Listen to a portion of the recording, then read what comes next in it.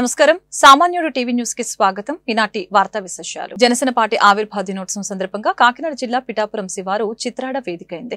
వివిధ ప్రాంతాల నుంచి కార్యకర్తలు నేతలు తరలి వస్తున్నారు. జయకేతనం పేరిట నిర్వహిస్తున్న ఈ సభా వేదికపై 250 మంది కూర్చునేలాగా ఏర్పాట్లు చేశారు. ఎన్ఆర్ఏ ప్రశాంత్ కొల్లిపర ఆధ్వర్యంలో అంతర్జాతీయ స్థాయి సభకు దీటుగా వేదిక ప్రాంగణాన్ని సిద్ధం చేశారు. అమెరికాలో Donald Trump, Bill Clinton, George Bush సభలతో పాటు మన దేశంలో ప్రధాని మోదీ, సీఎం చంద్రబాబు సభలకు ఏర్పాటు చేసిన అనుభవం ప్రశాంతికి ఉంది. గత 12 రోజులుగా 470 మంది సాంకేతిక నిపుణులతో సభా వేదిక ప్రాంగణంలో ఆడియో, వీడియో వ్యవస్థను ఏర్పాటు చేశారు. కిలోమీటర్ దూరంలో ఉన్న వారికి వీఐపీ గ్యాలరీలో ఉన్న అనుభూతిని కలిగేలా ఆడియో సిస్టమ్స్ సిద్ధం చేశారు. 23 ఎస్ఈడి వాల్స్ తో పాటు ఇటలీకి చెందిన లైనర్ రేసు నిర్మాణం చేపట్టారు. 1700 మంది పోలీసులను ఈ సభా బందోబస్తుకి కేటాయించారు.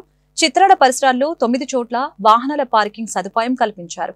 కాకినాడ, పిఠాపురం, కత్తిపూడి మార్గంలో రాత్రి 11 గంటల వరకు ట్రాఫిక్ ఆంక్షలు అమల్లో ఉండనున్నాయి. నామినేటెడ్ పదవుల భర్తీకి కసరత్తు చేస్తున్నామని ఏపీ సీఎం చంద్రబాబు తెలిపారు. పేర్లను సిఫార్సు చేసేందుకు కొంతమంది నేతలు ఆలస్యం చేస్తున్నారని చెప్పారు. ఆయా పదవుల కోసం పార్టీకి కష్టపడిన వారి వివరాలు అందించాలని కోరారు. టీడీపీకి చెందిన మంత్రులు, ఎమ్మెల్యేలు, ఎంపీలు, ఎమ్మెల్సీలతో సీఎం టెలికాన్ఫరెన్స్ నిర్వహించారు. సరైన వ్యక్తులను సరైన పదవుల్లో నియమిస్తామని చెప్పారు. రాష్ట్ర వ్యాప్తంగా 21 ప్రధాన ఆలయాలకి చైర్మన్ల నియామకం చేపడతాం. నామినేటెడ్ పదవుల కోసం 60,000 దరఖాస్తులు వచ్చాయి. వాటిని నిశితంగా పరిశీలిస్తున్నాం. మొదటిసారి పదవులు రాలేదని అనుకోవద్దు. 2 ఏళ్ల పదవీకాలం ముగిశాక మిగిలిన వారికి అవకాశాలు కల్పిస్తాం.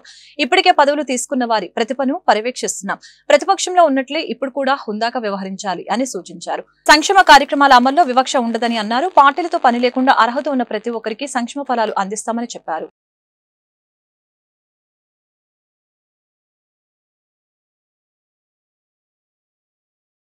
సార్వత్రిక ఎన్నికల్లో భారీ మెజార్టీతో తనను గెలిపించిన మంగళగిరి వాసులకు జీవితాంతం గుర్తుండిపోయేలా అభివృద్ధి కార్యక్రమాలను రానున్న 100 రోజుల్లో ప్రారంభిస్తున్నట్లు మంత్రి నారా లోకేష్ తెలిపారు.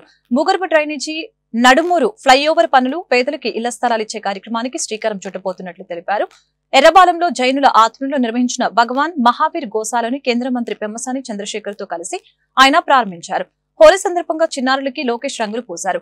అనంతరం రమేష్ జైన్ ఆధ్వర్యంలో నారా లోకేష్, పెమ్మసాని చంద్రశేఖర్ ను మార్వాడీలు ఘనంగా సన్మానించారు.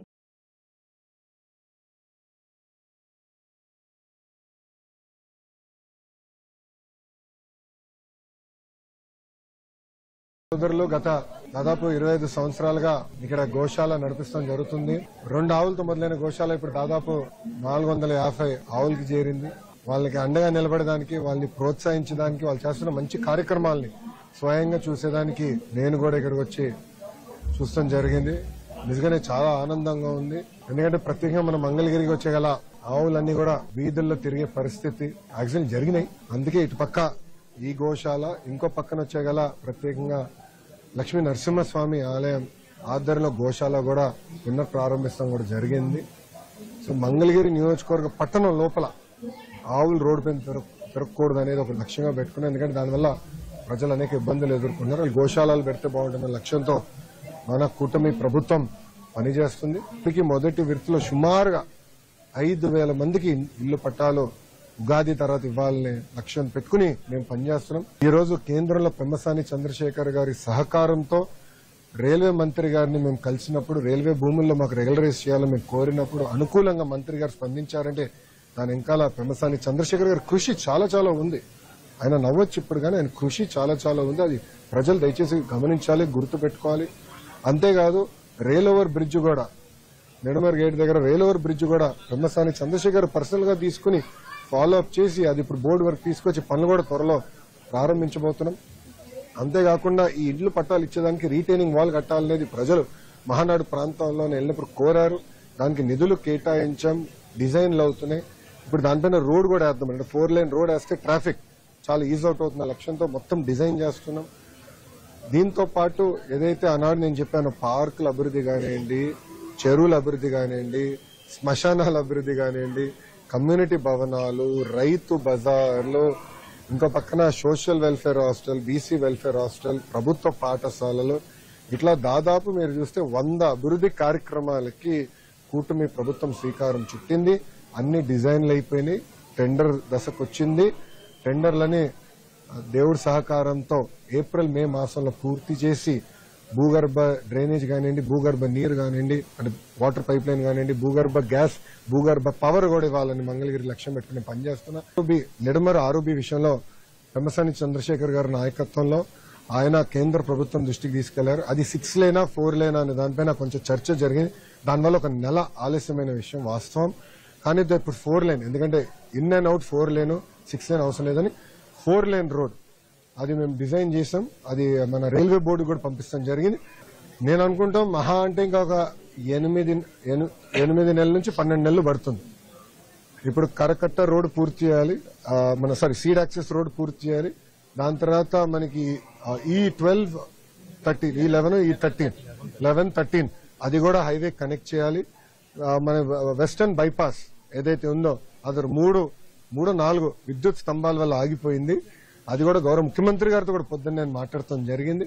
అది డైరెక్షన్ గౌరవ ముఖ్యమంత్రి గారు ఇచ్చారు. అది కూడా ఓపెన్ అయిపోతుంది. పానకాల స్వామి టెంపుల్, గండాల స్వామి గుడి, కింద లక్ష్మీ నరసింహస్వామి గుడిది కేంద్ర ప్రభుత్వంతో మేము కోఆర్డినేట్ చేసుకుని ప్రసాద్ స్కీమ్ కింద రోడ్లు ఎట్లా వేయాలనే దానిపైన మేము డీటెయిల్ గా డిస్కస్ చేస్తున్నాం. అంతేకాకుండా మొన్న నేను వారణాసికి వెళ్ళాను. అక్కడ కూడా ప్రధానమంత్రి గారి నాయకత్వంలో అద్భుతంగా గుడిని ఎట్లా అభివృద్ధి చేశారు, వాక్వేస్ ఎట్లా క్రియేట్ చేశారు అన్ని కూడా నేను చూస్తాం జరిగింది. టాలీవుడ్ అగ్ర కథానాయకుడు మెగాస్టార్ చిరంజీవికి తాజాగా మరొక అరుదైన గౌరవం దక్కింది. బ్రిటన్ ప్రభుత్వం ఆయనకు జీవిత సాఫల్య పురస్కారం ప్రకటించింది. 4 దశాబ్దాలకు పైగా సినీ రంగానికి, సమాజానికి చేసిన సేవలకు గాను చిరంజీవి అందిస్తున్న సేవలకు గుర్తింపుగా ఈ అవార్డు అందించనున్నట్లు తెలిపింది. మార్చి 19న యూకే పార్లమెంట్ లో ఈ అవార్డును చిరుకు అందజేస్తున్నట్లు పేర్కొంది. ఈ వార్త మెగా ఫ్యాన్స్ లో జోష్ నింపింది.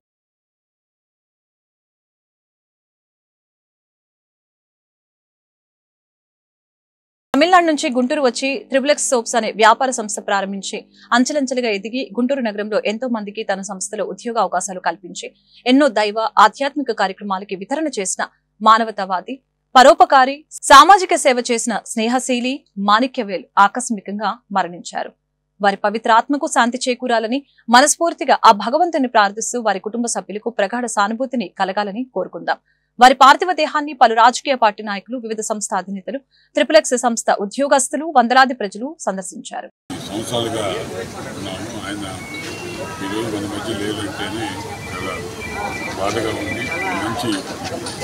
స్నేహితుడిని, మంచి వెలివిషన్ని కోల్పోయిన భావన జరుగుతుంది.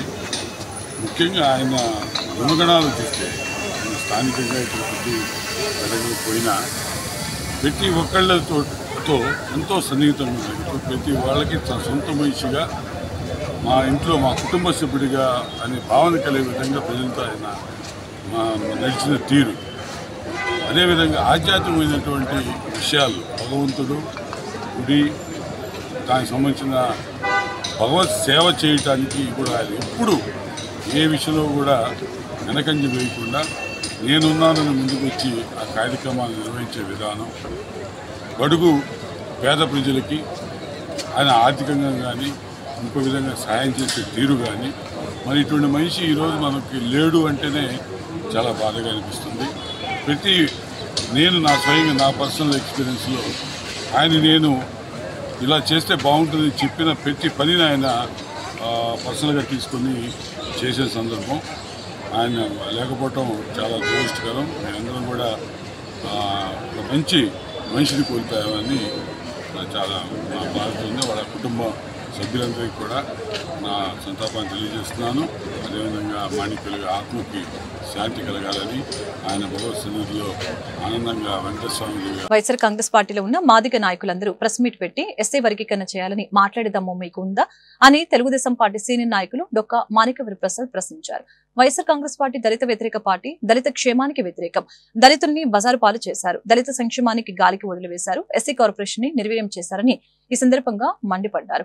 రాజకీయంగా వైసీపీ పార్టీ దివాలా కోరు పార్టీ అని అన్నారు. దమ్మున్న వైఎస్ఆర్ కాంగ్రెస్ పార్టీ దళిత నాయకులైతే ఎస్సీ వర్గీకరణపై మాట్లాడాలని డిమాండ్ చేశారు. వర్గీకరణ నువ్వు మాట్లాడ దమ్ముంటే, నువ్వు ఎంఆర్పిఎస్ నాయకుడు అంటున్నావు కదా, నీకు నిజంగా చీము నెత్తులుంటే, నీకు నిజంగా మాదిగల పట్ల ప్రేమ ఉంటే నువ్వు నీ పార్టీని ఒప్పించి నువ్వు మాట్లాడు. లేకపోతే మీ నాయకులంతా పార్టీలో ఉన్న మాదిగ నాయకులంతా, వైసీపీలో ఉన్న మాదిగ నాయకులు ప్రెస్ మీట్ పెట్టండి చూద్దాం, వారికి జగన్ ఒప్పించండి చూద్దాం. నేను శభాష్ అంట పత్రికాముఖంగా. మీ పార్టీ దళిత వ్యతిరేక పార్టీ, మీ పార్టీ దళిత క్షేమానికి వ్యతిరేకము.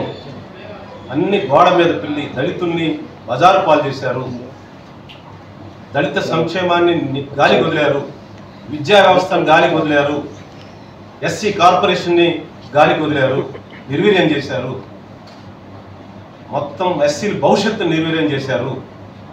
మీకు దమ్ముంటే, మీకు నిజంగా దళితుల పట్ల ప్రేమ ఉంటే, ముఖ్యంగా కనకారావుకి మాదిగల పట్ల మాదిగల చీము నెత్తులు అతనిలో ఉంటే వర్గీకరణ మాట్లాడడం నన్ను తిట్టడానికి ముందుకు వస్తావేంట బాబు.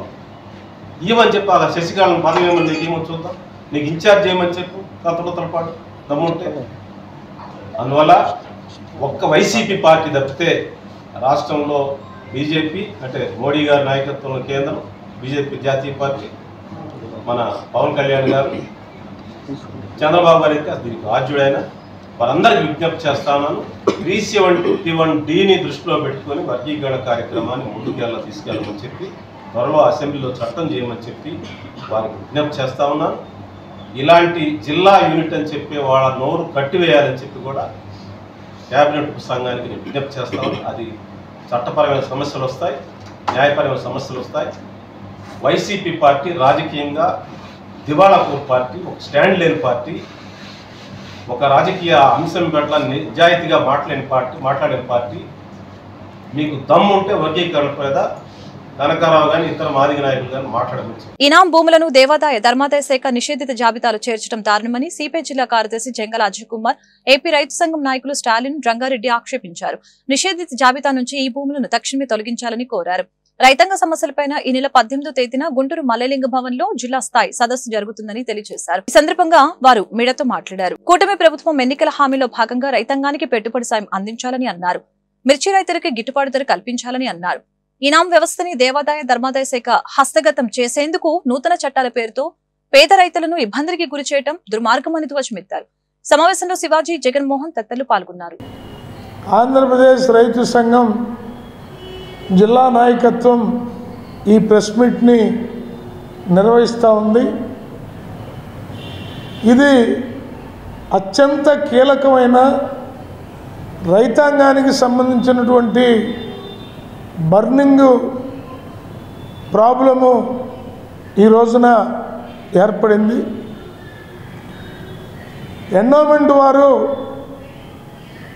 ఎప్పుడో 1956 నుంచి 70, 76, 85, 2009 వరకు కూడా సాగు చేసుకుంటూ పట్టాలు పొంది ఒకళ్ళ నుంచి మరొకళ్ళు కొనుక్కొని వ్యవసాయం చేసుకుంటున్నటువంటి ఈనాం భూముల్లో ఉన్నటువంటి రైతుల్ని హఠాత్తుగా 2013లో చట్టం వచ్చిందనేటటువంటి పేరుతోటి ఆ చట్టం వచ్చిన విషయం కానీ దాన్ని అమలు జరుపుతున్నామనేటటువంటి నోటీసులు కానీ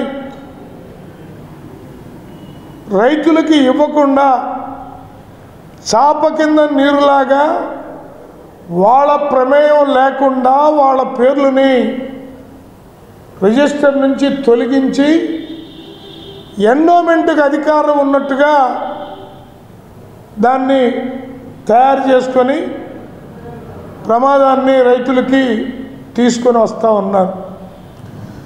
ఈ రైతులంతా 5 ఎకరాలు 10 ఎకరాలు ఉన్నటువంటి రైతులు కాదు, వ్యవసాయ కార్మికులు. ఎకరంన్నర మహా ఉంటే 2 ఎకరాలు మాత్రమే ఉన్నటువంటి కడు పేద రైతులు. ఈ రైతుల్ని ఇవాళ వాళ్ళకు ఉన్నటువంటి హక్కుని హరించేటటువంటి విధానాన్ని అమలు జరుపుతూ ఉన్నారు. అందుకని రైతులు భయాందోళనలతోటి గుంటూరు జిల్లాలో రాష్ట్రంలో భీతిల్లుతూ ఉన్నారు. అసలుకే వ్యవసాయ రంగం కోనారిల్లుతూ ఉన్నది. మిర్చి పంట గిట్టుబాటు ధర లేదు. అసలు ఏ పంటకి గిట్టుబాటు ధర లేదు. గవర్నమెంట్ 1956లో రైతువారీ చట్టాన్ని తీసుకొచ్చింది. గవర్నమెంటే రైతువారీ చట్టాన్ని తీసుకొచ్చి మళ్ళీ దాన్ని ఇప్పుడు మధ్యలో వచ్చిన రాజకీయ నాయకులు దాన్ని మళ్ళా చట్టాన్ని సవరిస్తున్నామని చెప్పని ఈ భూములను మొత్తం కబ్జా చేయడానికి పెద్ద కుట్ర జరుగుతుంది. ఈ భూముల్లో 75 సంవత్సరాల నుంచి రైతుల పేరు మీద ఉన్న వాటికి గవర్నమెంట్కి శిస్తులు కడుతున్నారు రైతులు. వీటిలో పంటలు పండించుకొని ఉంటున్నారు. మామూలుగా గవర్నమెంట్ నుంచి ఈ మధ్య రైతువారి మామూలుగా పాస్బుక్లో అయిన ఈ టైటిల్ రీడ్లు 1Bలు అడంగళ్ళు బ్యాంకుల్లో రన్నింగ్లు అవుతున్నాయి. వీటిని నిర్దాక్షిణ్యంగా 2016లో 2013 జీవో వచ్చిందని 2016లో వీటిని నిషేధ జాబితాలో చేర్చేశారు. అప్పటి నుంచి రైతుల బాధలు ఎలా ఉన్నాయి అంటే కొనటానికి లేదు, అమ్మటానికి లేదు, పిల్లలు పెళ్లిళ్ళు చేసుకోవాలంటే లేదు, ఏమి మరో విధమైన సపోర్ట్ ఏ విధంగానూ లేదు. 100 సంవత్సరాలు మామూలుగా వ్యవసాయం చేసిన భూముల్లోంచి నిర్దాక్షిణ్యంగా ఇప్పుడు చేసి రైతులు అన్యాక్రాంతం చేస్తున్నారు. ఈ భూముల్ని గుడికి సేవలు చేయట్లేదు. ఇందులో ఎన్నో రకాల భూములు ఉన్నాయి.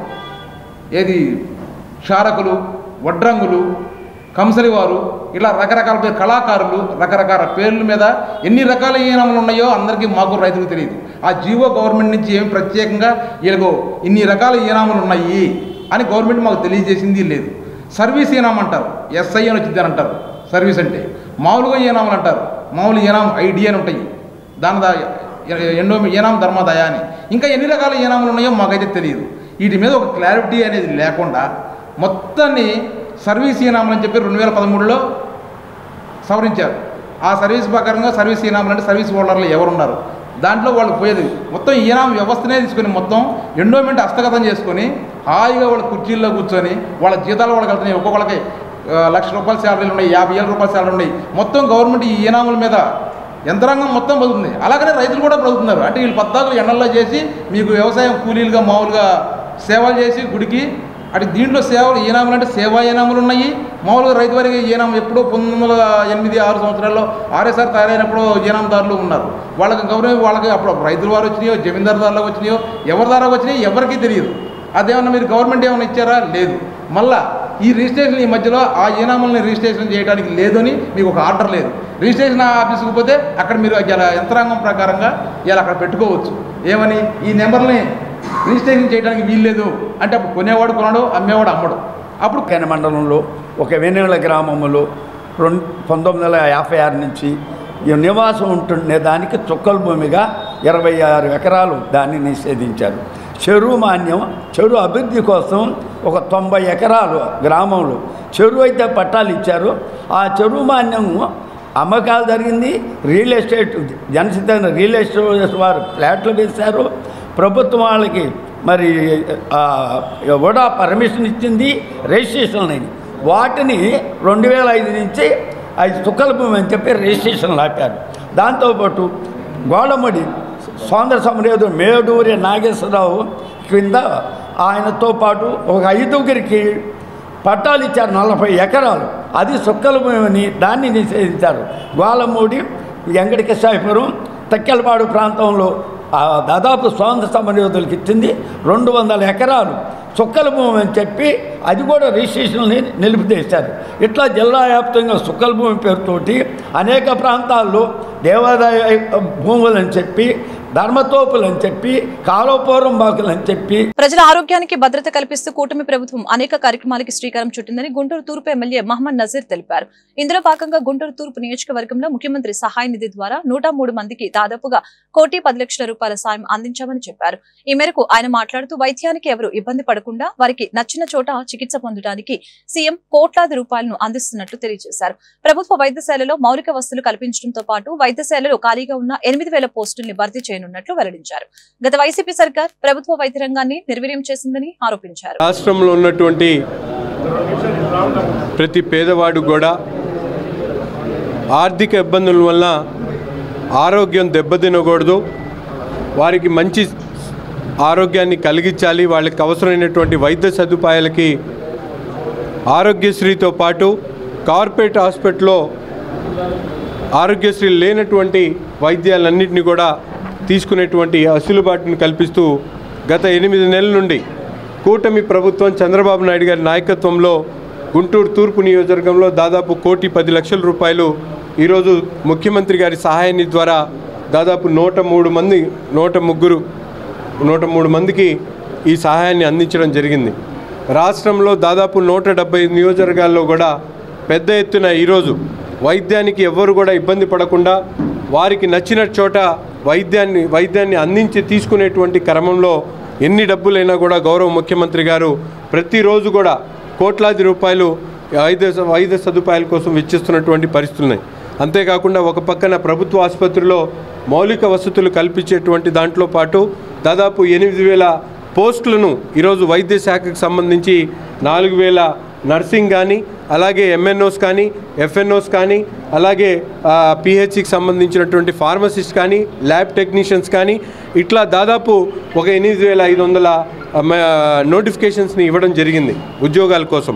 గత ప్రభుత్వంలో వైద్య విధానాలన్నింటినీ కూడా తుంగలో తొక్కి ఎక్కడ కూడా ప్రభుత్వ వైద్యశాలల్లో కనీస వసతులు లేనటువంటి పరిస్థితుల పాటు ముఖ్యమంత్రి సహాయాన్ని ద్వారా పేదలకు అందించాల్సినటువంటి దాంట్లో కూడా కోట్ల రూపాయలు బకాయిలు పెట్టినటువంటి దౌర్భాగ్య పరిస్థితి గత ప్రభుత్వంలో ఉంటే, ఈ ప్రభుత్వం ఎన్ని కష్టాలున్నా కూడా పేదవారికి ధైర్యం కలిగించేటువంటి క్రమంలో ఎంత ఖర్చైనా కూడా వెనకాడేది లేదంటూ ముఖ్యమంత్రి గారు ఒక పెద్ద మనసుతో గౌరవ ముఖ్యమంత్రి గారికి నిజంగా ధన్యవాదాలు తెలుపుతూ ఈరోజు వాళ్ళకి అందిస్తున్నటువంటి వాళ్ళ ముఖాల్లో చూస్తూ ఉంటే ప్రత్యేకమైనటువంటి సంతోషం.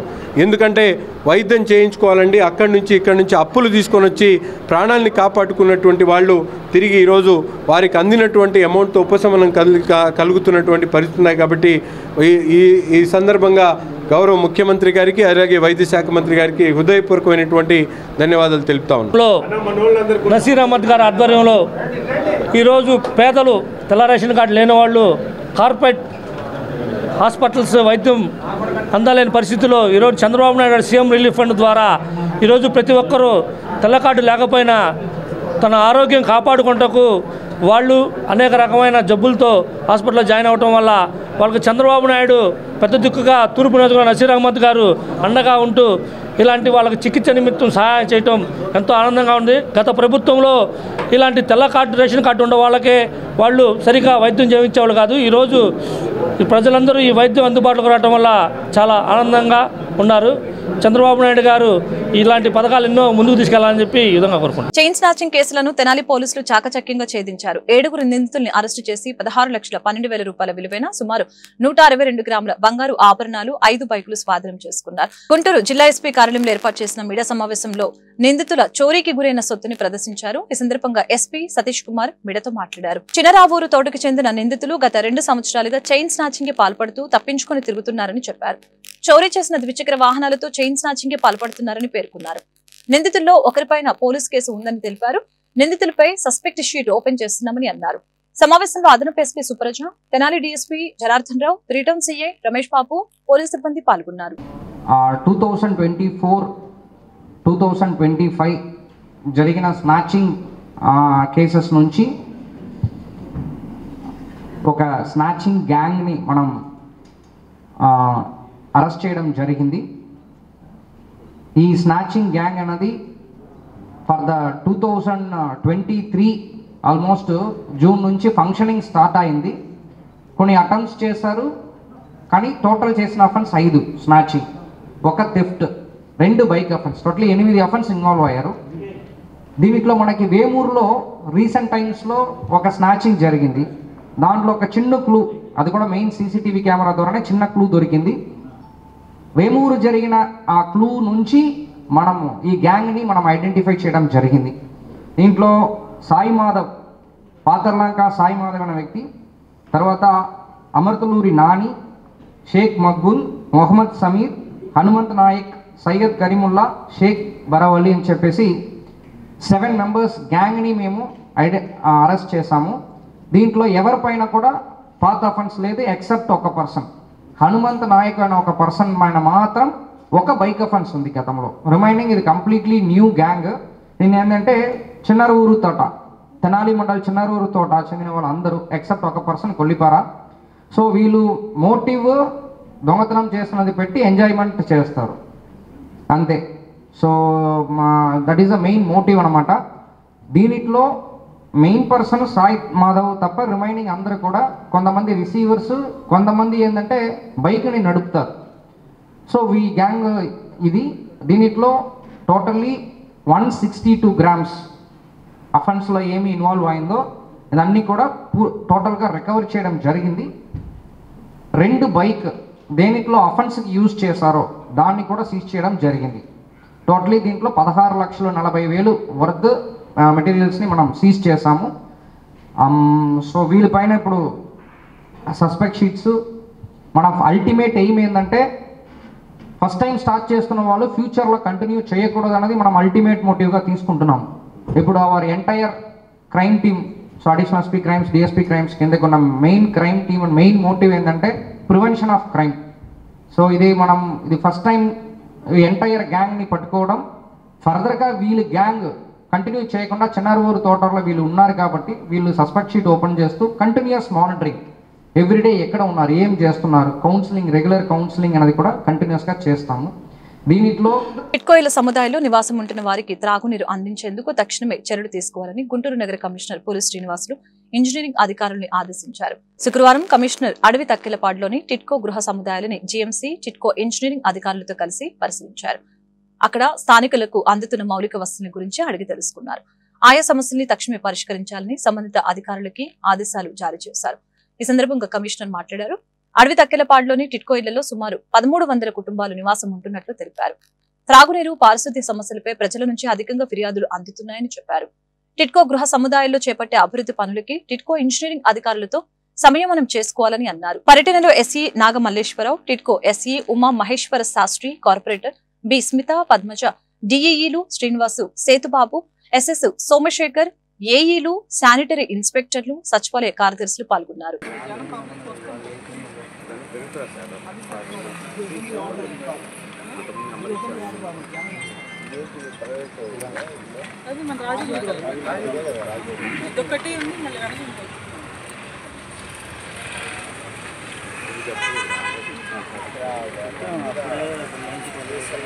ఈ వార్తలు ఇంతటితో సమాప్తం. మరొక బులెటిన్ మళ్ళీ కలుద్దాం. నమస్కారం.